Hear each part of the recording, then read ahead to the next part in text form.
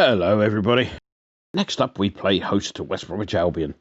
Kick-off on Tuesday evening is 6 p.m, so you'll need to be ready to turn on BT just as soon as the shipping forecast finishes. The Eyes Up Mother Brown people will be around at about 5:30. Some of them won't have had their tea, so they may be a bit tetchier than usual. So then, West Brom. Well, there's lots of red highlighter on their results sheet. Leicester, Everton, Southampton, Fulham, Spurs, Man United, Palace, Newcastle, Villa, Leeds and Arsenal have all come away from their encounters with the Baggies with 3 points. They did manage draws with Chelsea, Burnley, Brighton and, bizarrely, both Liverpool and Man City, whilst their 2 wins so far have come against Sheffield United, obviously, and, most recently, this weekend away at an out-of-sorts Wolves, where they prevailed 3-2. This has left them in 19th spot with 11 points from the 18 games played so far. They are 5 points off safety at the moment, though with a goal difference of minus 27 compared with Burnley's minus 16. That effectively makes that a 6-point gap, with Burnley also having a game in hand. Having limped over the line to get promoted last season, the poor start to the season meant that the departure of Slaven Bilic was almost certainly inevitable. Though the news leaking out immediately after a creditable draw at Man City might have been viewed as slightly surprising. A more balanced observer might have reasoned it was probably more surprising that the P45 hadn't arrived sooner, however, particularly when one takes into account the obvious tensions that existed between manager and board at the time. It was very clear that Bilic was dead set against the departure of Egyptian defender Ahmed Hegazi, who's currently plying his trade out on loan in Saudi Arabia. And when you get that sort of divide between a manager and the guys upstairs, well, the final outcome is usually inevitable.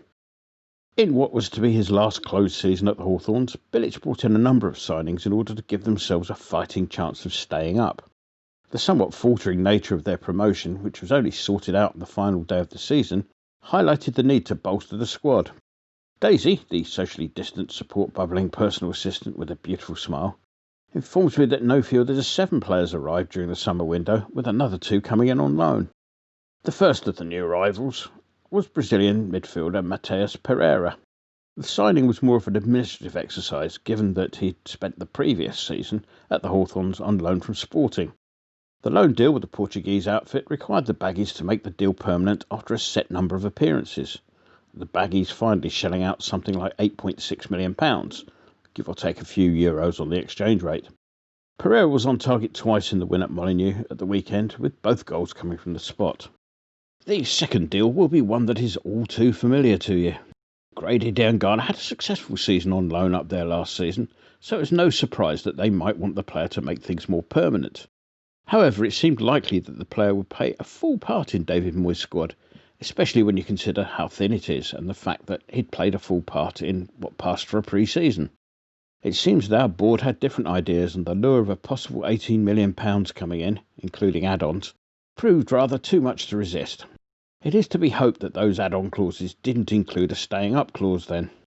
The deal caused all sorts of ructions, with Mark Noble going into the Twitter sphere to declare himself gutted, angry and sad, which, coincidentally, are the nicknames of some of the participants in Tuesday's Eyes Up Mother Brown. Meanwhile, in his infamous radio interview with Jim White, Mr. Sullivan claimed the deal was good business, not least because we already had 7 wingers. This was promptly before he just went out and purchased another. Diangana is unlikely to feature, having picked up a hamstring strain. Meanwhile, we understand Jim White has just about recovered from his bout of cherry blossom poisoning, and Mr. Sullivan's boots won't require a polish for a good few months yet. The arrival of central defender Cedric Kipre was almost a mirror image of the Hegazi deal, the player having arrived from Wigan with little or no input from Bilic. Bilic's actions spoke louder than words, and the player has but 3 appearances to his name this season in the League and FA Cups. Whether or not the player can impress Allardyce is questionable, and, at the time of writing, Blackburn are sniffing around, having lost out to West Brom for the player's signature in the summer. The absence of regular custodian Sam Johnston on COVID quarantine at the weekend meant a league debut on Saturday for summer arrival David Button. A £1 million arrival from Brighton, he'd only featured in the Cups up to that point.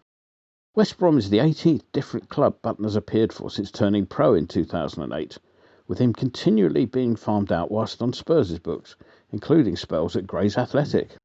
Callum Robinson was another who spent time on loan with the Throttles last season. He originally signed on last January until the end of term, the deal becoming permanent with Ollie Burke going the other way to Sheffield United. Veteran fullback Branislav Ivanovic is best remembered for his 9 years at Chelsea, who he left for Zenit St Petersburg in 2017. He's arrived on a one-year deal which does rather smack of one last payday. Ivanovic is a player that weird and wonderful things happen to. He was one of a number of players over the years of whom Luis Suarez has attempted to make a nourishing meal, the obnoxious Uruguayan picking up a 10-match ban with the FA deciding that even if cannibalism isn't expressly mentioned in the laws of the game, on balance it should be considered a bit unsporting, even if the diner is wearing a Liverpool shirt. Then last year Ivanovic managed to pick up and drop the Russian Super Cup. Now that's an embarrassing enough thing to do at the best of times, but doubly so when the trophy in question is made of cut glass. Clearly the Ivans didn't think that one through.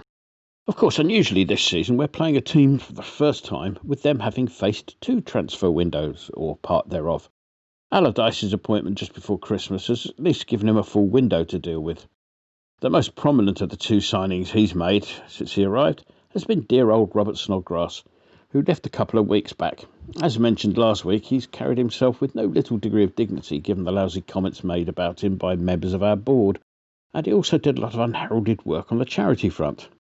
Obviously, I hope he has a thoroughly lousy night this Tuesday, but I sure as well won't be too upset if he picks up a totally pointless consolation goal, celebrated with a run to the touchline with suitable hand signals in the direction of our ever-growing board of directors.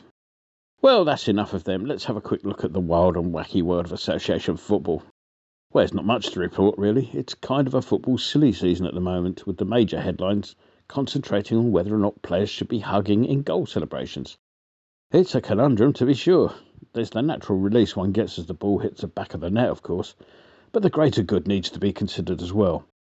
It is heartening, therefore, to see that the arch-innovator Jurgen Klopp is leading the way, with Liverpool avoiding the problem altogether by failing to score in their last 4 games. How very public-spirited. Talking of goal celebrations, that brings us nicely on to us. Antonio's backstroke apparently being the result of his losing a bet with Declan Rice over a video game. The game itself was pretty much sorted to our game plan, really. At the moment, we're much better playing on the counter, and the worry is that Burnley might have wanted to defend deep and make things difficult for us. Antonio's early goal changed the whole dynamic of the game, so that simply sitting back wasn't an option for the visitors, who, it turns out, weren't very good coming forward. Of course, one should point out that this was partly because they weren't allowed to be. Many was the attacking move that foundered on the twin rocks of Rice and Souček, whilst crosses from the deep were dealt with splendidly by Ogbonna and Dawson, who, in 4 games, have done as much to prevent opposition strikers from indulging in unhealthy goal celebrations as Liverpool have done on their own account. Antonio was back to his best, giving me and Tarkowski a torrid time and always providing a willing outlet from defence or midfield.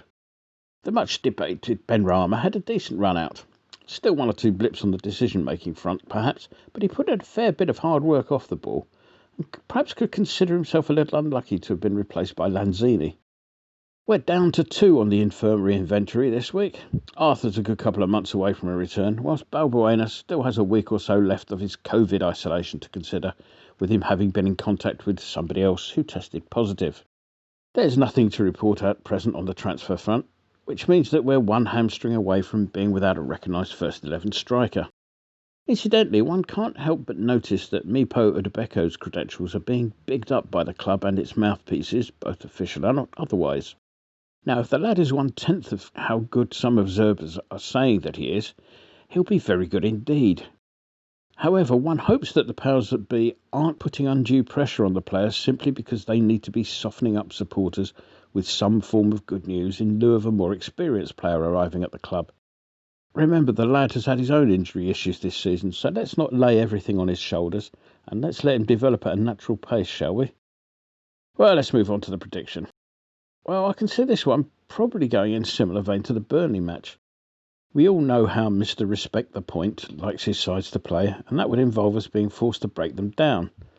They will be buoyed by their win in the Black Country Derby, a term that the broadcaster felt compelled to explain lest offence be caused at the weekend. However, that should be put into some form of context.